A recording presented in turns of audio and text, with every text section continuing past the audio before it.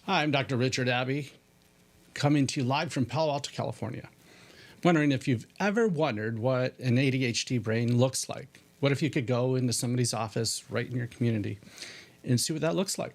And I'm going to show you right now. It's pretty interesting stuff. So if you take a look, this is with neuroimaging that can be done in an office. And just putting a simple cap on somebody's head. You don't have to, go in a big scanner or anything like that. You can just sit in a comfortable chair and be still. And you can put a cap on your child's head. We just go through this. And what we're looking at here is electrical activity. And, here's eyes, nose, and here are the frontal lobes. And so what this is indicating, this red and yellow here, is compared to the normative database. This child with ADHD, their frontal lobes are running excessively slow.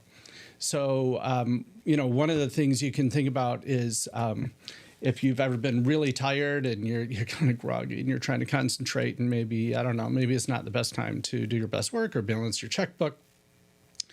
This may be an analogy. It's not like they're tired, but this is an analogy of what your child may be running on, like excessive slow activity with the neurons. The neurons are supposed to fluctuate faster. And so that's why, a lot of times people will try stimulant medication. And so while that can be helpful, one of the things that we see is through brain training, you can train the brain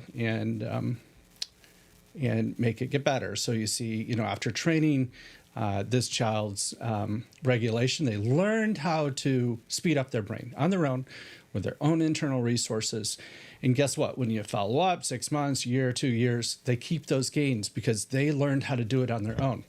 The problem sometimes with medication is that, you go back to this.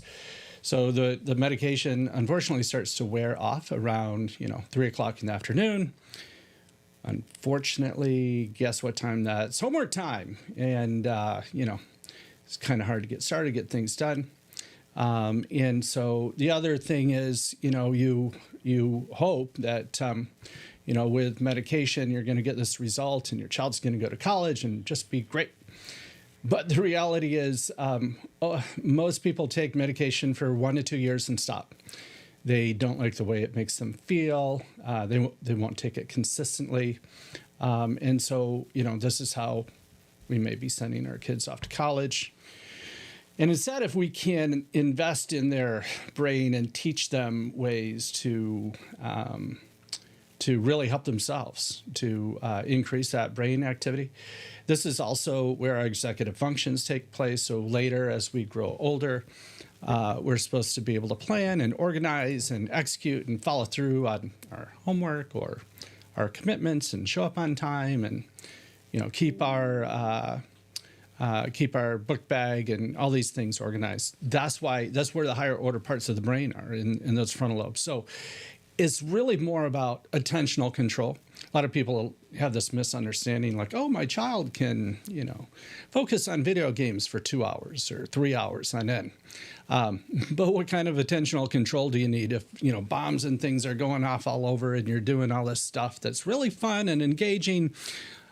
Maybe unlike your history book or your math homework, where you actually have to use more effort and stretch your brain and have the grit and stamina to do that. Well, try to do that with your brain running that slow. It's really hard. And try to do that day in, day out, like that's how you just carry your brain around.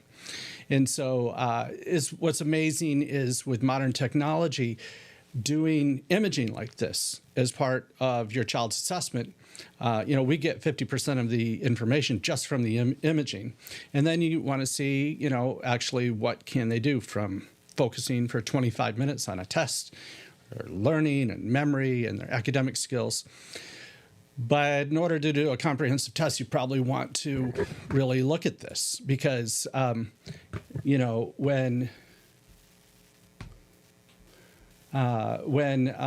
you're looking at the brain. Now, this is just one presentation. There's other presentations that people have, and we can go over those in future videos. But, you want to know exactly what's going on because that leads to the right solutions. And so by understanding functionally what your child can do with learning, memory, attention, and academics, and processing speed, and holding information in their mind, and what's going on in their brain, and how are those things correlated. But more importantly, how do you bring those things that are lagging in development, lagging behind in development, and catch those areas up, the areas that we just saw, to the ones that are already optimized. You can see in this brain, what's really interesting is, hey, it's not the whole brain, it's part of the brain, just the frontal lobes. Like, look at all these areas that are very well developed, the power is going extremely well, but the frontal lobes are not. And so, this means that they have to put forth excessive effort to to get the same things done that they would otherwise find very easy to do, or easier. And there's not a lot of easy things in today's modern world in academics. People of all ranges of talents and skills and intelligence, they're putting forth their best effort and stretching their brains. And if you have a brain like this, and you're trying to put forth your best effort all day long, every day, every year, it's very, very difficult. Looks like I've got a comment or two over here. Brain fog. Yep. Brain fog, is interesting because you can also image brain fog and take a look at that. And a lot of times, we got to look at differentials with looking at COVID or different types of inflammation or, a virus or something like that. It's not as common in children, but sometimes people have lived with these difficulties for a very, very long time. Anyway, so put your questions in the comments below if you have them. Hopefully you guys are interested in learning more about imaging, how the brain works, how brain health works for children, what types of things can you do to help them get better. Below, there's a free link to a book that we wrote that has a lot of things that you can do at home and discusses some of the opportunities with modern technology that you can use to help your child get the best that they can be. And, people ask all the time, hey, can adults do this too? Of course you can. Adults are a little bit harder to motivate, but, some of our best clients are adults because they've had enough and they want to do better. And not everything you have to do in that book is to come in. There's a lot of things that, make a lot of common sense. There's some nutrition information. So if you're interested in that, hope you have fun and enjoy that reading.